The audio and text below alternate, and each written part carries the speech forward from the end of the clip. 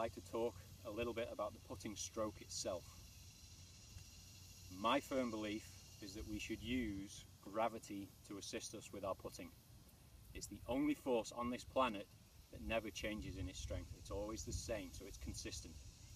If we use gravity to assist us with our putting stroke, that means that we can control the speed of the putter head when we strike the golf ball. If I take hold of the putter in my finger and thumb and I bring the golf club up here so it's horizontal, if I let go with this hand, the putter is going to swing down and then back up the other side. We have gravitational energy being built up as well as kinetic energy as it's travelling around. But if I do this, it never reaches horizontal on the forward stroke. All I have is a little bit of friction between my finger and thumb and the grip and air resistance. But the putter is accelerating downwards to here. At the bottom of the swing arc, it reaches zero acceleration but maximum velocity.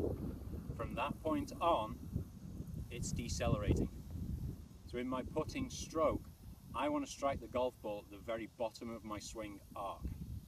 That, because my hands are going to be a little bit offset, is going to be just a little bit, for me as a right-handed golfer, to the left of my body. I'm going to actually place the golf ball level with my left eye.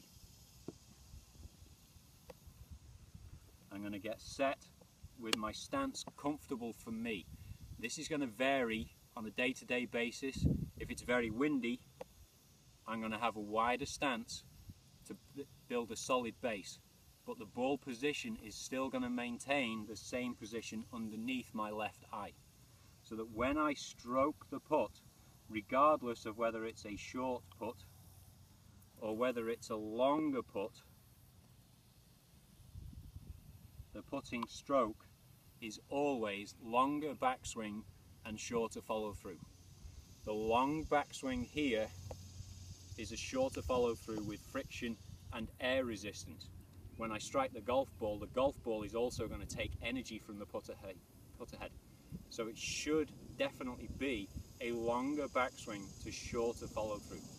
If I try and generate topspin and hit upwards and longer, that's me adding artificial acceleration.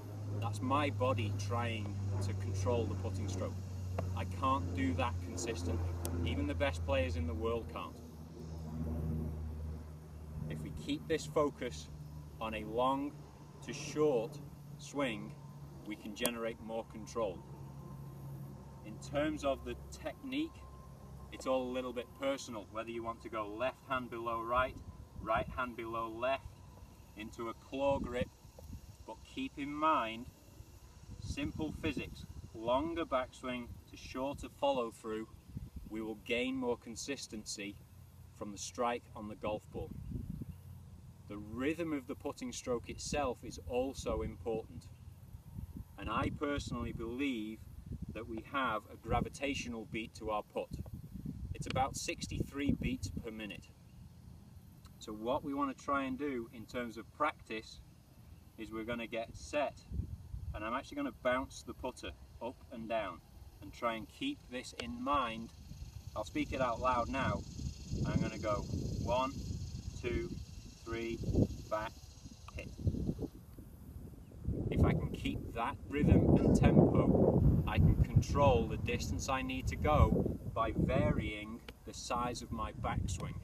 I don't need to worry about the length of my follow through, because if I get it to here and I let gravity swing the putter down, it's going to go a set distance. Now this is something that will also change on a day-to-day basis. If it's warm and dry like it is here at Bishopsgate Golf Academy, the ball's going to roll a little bit further than it would do if I was back in England on a rainy, cold day in the middle of winter, where the greens have got a long grass and a lot of water on them. I'm going to need to generate a bigger swing to hit the same distance.